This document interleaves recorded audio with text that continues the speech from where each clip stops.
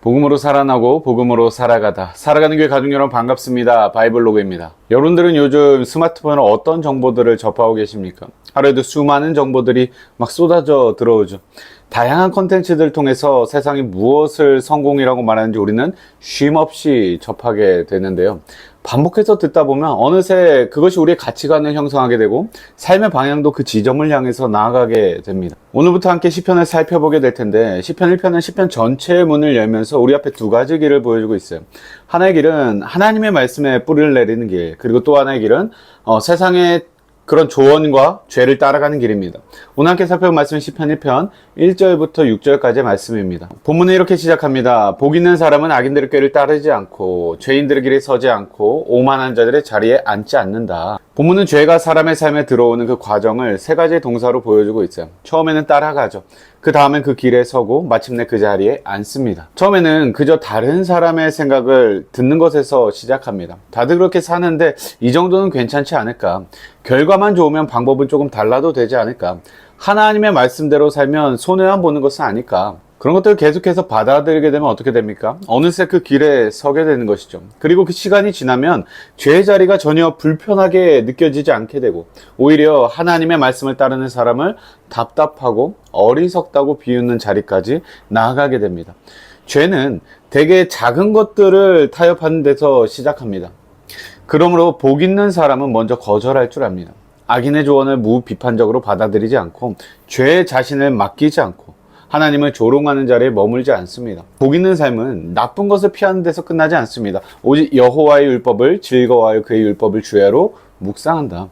복 있는 사람의 마음에는 더 큰 즐거움이 있습니다. 그는 하나님의 말씀을 생명의 양식으로 여기고 그 말씀을 되새기고 자신의 삶에 비추어 보게 됩니다. 하나님의 말씀을 반복해서 읽고 생각하고 입으로 되새기고 오늘의 선택 가운데 그것들을 적용하는 것이죠. 그런 사람은 시편은 시냇가에 심은 나무에 비유합니다. 그는 시냇가에 심은 나무가 철을 따라서 열매를 맺고 그 잎사귀가 마르지 아니함 같다. 나무가 살아있는 이유는 겉으로는 보이지 않는 그 뿌리가 깊숙이 자리 잡고 물을 빨아들이고 있기 때문입니다. 성도의 삶도 그렇습니다. 겉으로 우리가 바쁘게 움직이며 산다고 해도 반드시 그 가운데 생명이 풍성하고 또 좋은 열매를 맺는 것은 아니죠. 중요한 것은 우리가 어디에 뿌리를 내리고 있느냐입니다. 말씀의 뿌리를 내린 사람은 하나님께 공급받습니다. 말씀이 우리의 삶을 붙들어 나가는 거죠. 그래서 성령님께서 그 말씀을 통해서 우리를 깨우시고 죄로부터 돌이키시고 순종의 열매를 맺게 하십니다. 그 나무는 철을 따라 열매를 맺어요. 오랫동안 말씀을 붙들고 우리가 기도한다고 해도 변화가 더디게 느껴질 때가 참 많죠. 그러나 말씀에 뿌리 내린 삶은요 결코 헛되지 않습니다. 하나님께서 정하신 그 때에 아름다운 열매를 맺게 하십니다. 이어서 시편은 그가 하는 모든 일이 다 형통하리로다 라고 말하고 있는데요. 하는 일마다 성공하고 어려움이 없어진다 이런 뜻이 아니죠. 성경의 의인들도 우리가 봐서 알지만 정말 많은 고난들을 겪었습니다. 다윗은 끊임없이 쫓겼고요. 욥도 정말 상상할 수 없는 큰 고통을 겪었고요. 수많은 선지자들이 박해를 받았습니다.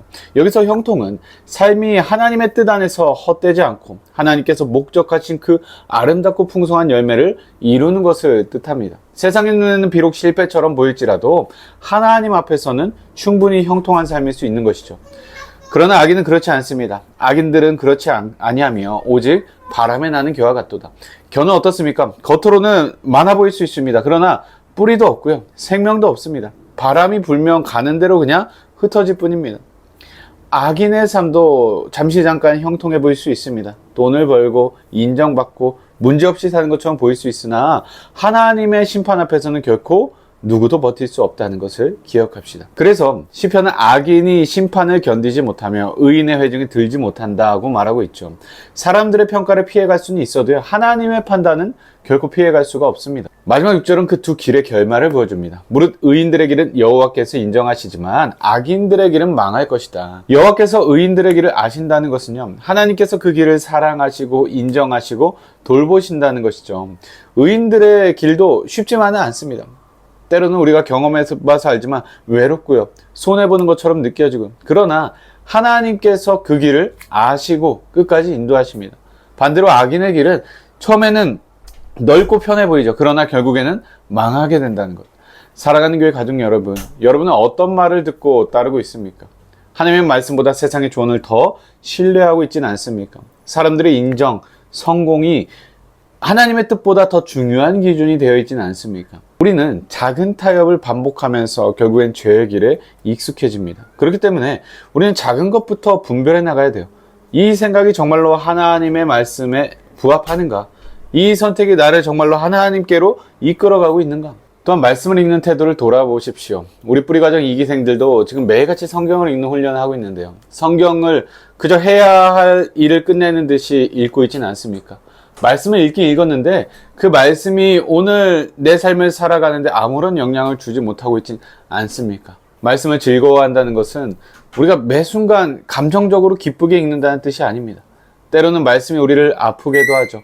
죄를 드러내기도 하고요. 내려놓기 싫은 것들을 요구하기도 합니다.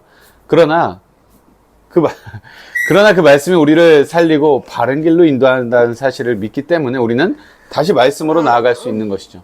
우리는 스스로 완전한 의인의 길을 걸어갈 수 없습니다. 이 시편 1편의 모습을 온전히 이루신 분은 예수 그리스도가 아닐까 싶은데요. 예수님께서는 악인의 꾀를 따르지 않으셨고요.